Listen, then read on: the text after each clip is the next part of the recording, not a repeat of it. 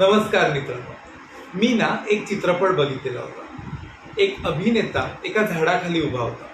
त्याला तिथे एका प्रेमी युगलकांचं बोलणं ऐकू येतं। तो सगळीकडे बघतो, झाडाच्या मागे बघतो, पुढे बघतो, मात्र त्याला कुठेही प्रेमी युगलक दिसत नाही। तो जेव्हा झाडावर बघतो तेव्हा झाडावरती एका कावळ्याचं जोडपं बसलेलं असतं आणि ते एकमेकांशी संवाद साधत असतात। हा संवाद त्या अभिनेत्याला व्यवस्थित ऐकू येत असतो आणि ते देखील आपल्या माणसांच्या भाषेमध्ये। बघा, कावळा नेहमी कावकाव करतो, पण त्या अभिनेत्याला तो संवाद पूर्णपणे माणसांच्या भाषेत समजत होता। असं होऊ शकतं का?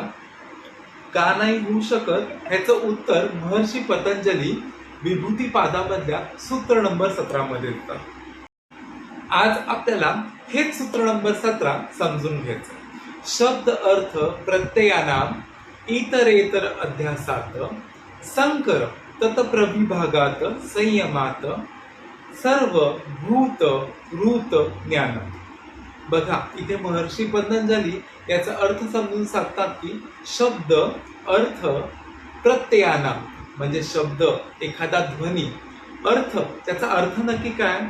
प्रत्ययानाम म्हणजे त्या अर्थापासून त्याचे जे बोध होते, त्याचं जे ज्ञान मिळतंय हे समजून घ्यायचं असतं।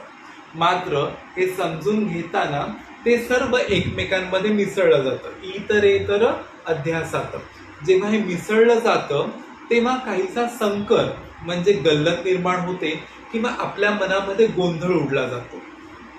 तत्प्रविभाग संयमात म्हणजे त्या तिघांमधला शब्द असेल, त्याचा अर्थ असेल आणि त्यावरनं उमगणारं जे ज्ञान आहे यांच्यामधला जर फरक समजून घ्यायचा असेल तर आपण जर संयम साधला तर हे साध्य होते। एवढंच नाही तर काय साध्य होणार आहे? सर्व भूत ऋत ज्ञानम। सर्व जे भूत आहेत, भूत म्हणजे काय? तर जे प्राणी मात्र आहेत त्यांचे ऋत म्हणजे काय? तर त्यांचं जे बोलणं आहे, त्यांची जी वाणी आहे, त्यांच्यापासून होणारे जे ज्ञान आहे ते आपल्याला प्राप्त होणार। बघा, एखादं उदाहरण समजून घ्या। एखादा कुत्रा आपल्याकडे बघून जेव्हा थोडक्या आवाजात भुभू करत असतो तेव्हा तो आपल्याबद्दल प्रेम व्यतीत करत असतो। हेच जर तो आपल्या पश्चात एखाद्या व्यक्तीवर जोर जोरात भुंकत असेल तर तो त्या व्यक्तीपासूनची आपल्याला सावधगिरी सांगत असतो। फक्त कावळा किंवा कुत्रा यांचेच आवाज नाही तर वाघाची डरकाळी असो, सिंह गर्जना असो, कोल्ह्याची कुळकुळी असो, पक्ष्यांचा किलबिलाट असो किंवा गायीचा हंबरडा असो, या सगळ्यांचेच अर्थ तुम्ही लावू शकणार।